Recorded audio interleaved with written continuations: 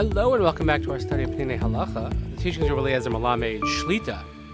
Well, here we are midweek as we continue our learning, and I've made let's call it bold decision. I'm not going to say controversial, but bold decision. I'm going to end our week here just because we're coming up at the end of a chapter, and I wanted to make a clean break before I go to Israel, and therefore we could start something new and not be in the middle of a topic when I get back, Amir Hashem.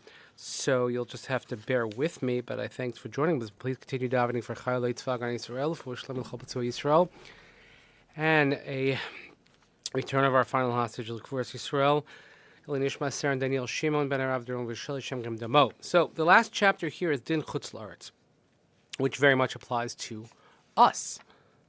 Us meaning here in the diaspora, especially the Northeast United States. So Kavach HaChamim La'acher es Tchilas HaBakasha L'Gashamim B'Bavel Yom Shishim L'Tkufa. So Chazal instituted that we have to delay the request for rain, the Bakasha for rain, in Babylonia, so again that's anywhere outside of Israel ultimately, to the 60th day of the season, Shiyotze before or 5 December, which falls out on the 4th or the 5th of December, depending on whether it's a leap year or not.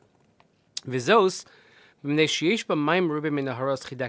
because there was plenty of water in the Tigris and the Euphrates rivers. Again, that was the population centers at the time outside of Israel.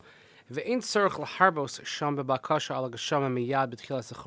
those places, they did not need to request rain right away. And the rest of the diaspora are drawn after Babylonia. And therefore, we ask on the 60th day of the season. Ben Eretz Yisrael sheyatza l'chutz la'aretz l'meshach kama chodshim. So let's say someone from Israel goes to the diaspora for a number of months. So yesh omrim sheyishal kaminig Eretz Yisrael shesham beiso. Some say you should just follow the minig of Eretz Yisrael, which is your home. Yesh omrim sheyishal kaminig hamakom shebehu nimtza'ata. Or some say no, you should follow the custom of where you are located, which is now in chutz la'aretz, and you should follow what they do there. V'haderech l'tzesidei kulam. And the way that you could be yotze all the shitas, shebechol eish sheish safek, whenever you have a doubt, yishal b'shamei tefillah v'lo b'berachas hashanim v'ayin b'ha'ara l'pratei halacha. And he says you should ask in Shemoeh tefillah and not in berachas hashanim, and therefore you can kind of obviate all the questions. And he says here we have a note here telling us exactly where he discusses this more at length in note number 7. Very detailed note about someone who is an Eretz Yisrael person that goes to Chutz La'aretz, or someone in Chutz La'aretz goes to Israel. Happened to me a number of times if I'm, let's say, traveling to Israel between Sukkot and December, and you have to fall into this question.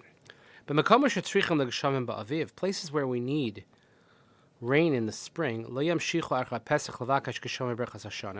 we don't continue asking for rain after Pesach, but they are like individuals, but they should have individual requests during Shemoeh Tefillah. Because there anyone can have any specific requests.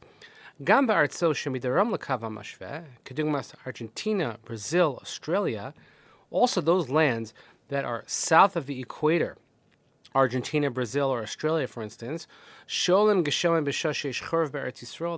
ask when it is winter in Israel.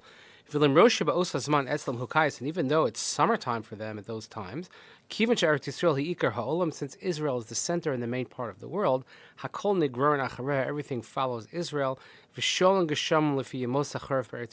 then you ask according to the days of winter in Israel. Well, let's say rain causes damage in the summertime. Then we do not follow Israel, because we don't want to ask for something that might be harmful. But they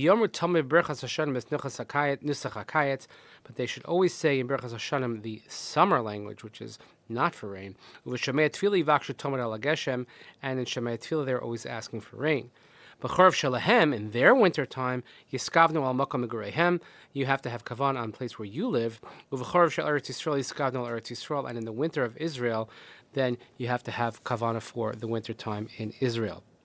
Also, more details in the notes here. This is one of those chapters where there's more notes than the base part because there's so many different variables here.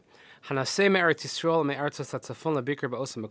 who's leaving from Israel or from one of the northern places to visit one of these places, where also the rain is damaging, you should still ask according to Eretz Yisrael. So this is the day with modern travel and the ability to go to different climes and different areas in a short period of time. So these halachas become much more prescient. But generally speaking, we follow what we follow here in Chutz La'aretz. We start from December 4th, or if it's the year after a leap year, we start on December 5th. And that's when we begin our request for rain.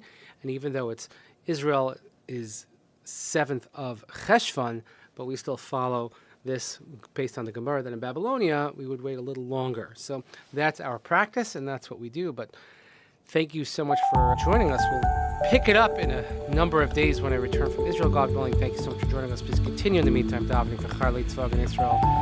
Fush to Israel, return of Ran Gvila, the Perez Yisrael, which was Shemoeh Esreh, the Nishmat, Thanks again. We'll see you when I return.